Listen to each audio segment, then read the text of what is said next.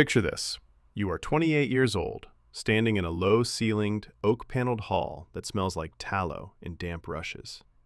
You are not a violent man. You are a traveling merchant who pressed a borrowed seal into heated wax, attached it to a freshly written letter, and tried to collect 6 shillings at a market stall. The examiner noticed the blurred edges. The seal was too shallow.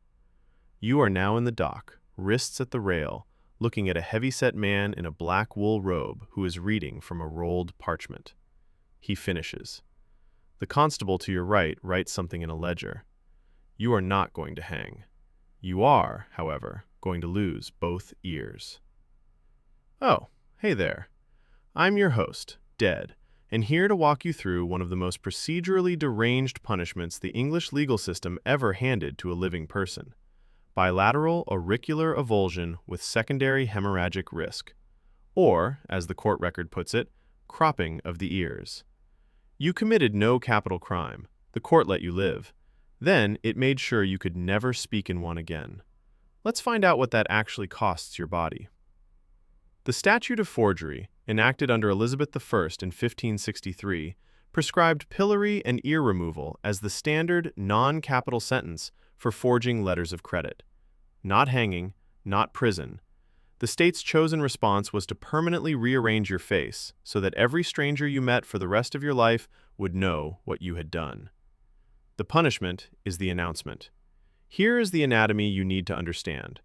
The outer ear, the auricle, is roughly 6 to 7 centimeters tall and 3 to 4 centimeters wide. Surface area of a large postage stamp. It weighs 3 to 5 grams, about the same as a single UK penny. This is the piece of tissue that ends your legal life. The auricle is almost entirely avascular cartilage, meaning it contains no blood vessels of its own. It feeds by diffusion through the perichondrium, a thin membrane wrapped around it. Sever the perichondrium cleanly, and the cartilage beneath it starves and dies within days. The pinna also functions as a directional sound-collecting funnel, amplifying incoming sound by 10 to 15 decibels before it reaches the canal. Lose both pinnae and your ability to localize sound direction degrades to near chance-level accuracy. You will spend the rest of your life slightly unsure where noise is coming from. Fun bonus. The initial A-delta pain signal from a knife cut travels at 5 to 30 meters per second. You register the blade's edge in under 100 milliseconds. The slower C-fiber burn that follows, under 2 meters per second, produces the deep throb that outlasts the procedure by days. 2 fiber types, 2 separate waves of pain arriving at staggered intervals like terrible public transit. Here is the timeline. The first minute. The constable locks your head and wrists into the pillory. Oak board, 2 holes, clamped shut. Your body is bent forward at 90 degrees. Your shoulder joints are now bearing your full upper body torque. Your rotator cuff tendons are already stretching toward partial tear under sustained load, and you have been here for less than 60 seconds. The constable produces an iron nail, roughly 40 millimeters long. He positions it against the back of your left auricle at the base of the helix, flush against the skull. He uses a small mallet. One strike drives the nail through the cartilage and into the oak post behind you. Oh. Your baseline heart rate at this moment is approximately 90 beats per minute. Your blood pressure is around 120 over 80. Your respiratory rate is 16 breaths per minute. The nail does not hit a major vessel on entry. The cartilage itself is avascular. What you feel is a catastrophic pressure spike, followed almost immediately by the first A-delta wave. You know immediately what has been done. Minutes 1 through 60. You stand there, nailed to a post by one ear, for up to an hour. This is the pillory portion of the sentence, and it is not incidental. The crowd behind you has legal sanction to throw refuse, stones, offal, market waste. Blunt objects striking the open wound at the ear's margin risk driving contaminated debris directly into the site, seeding polymicrobial infection before the procedure is even finished. Your blood pressure has spiked to roughly 140/90, heart rate holding at 95 to 100 beats per minute. You are in pain, upright, and your shoulder tendons are at the edge of their tolerance. The severance. After 1 hour, the constable cuts the nail's exposed head, or, in some accounts, simply hands you the knife on the cord hanging from the post peg. The sentence requires you to free yourself. You reach up with your right hand. The knife is small. The cut must run flush against the skull, severing the base of the helix. This is where the superficial temporal artery becomes relevant. It runs approximately 2 to 3 millimeters beneath the skin, just anterior to the ear. Arterial pressure at this vessel runs 80 to 100 millimeters of mercury systolic.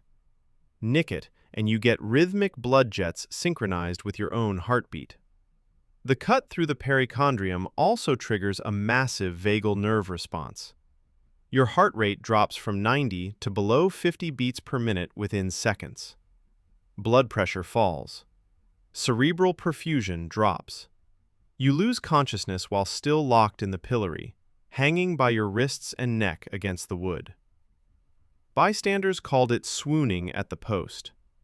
When you wake, the left ear is gone. The right ear follows by the same process. Your body now holds approximately 5 liters of blood.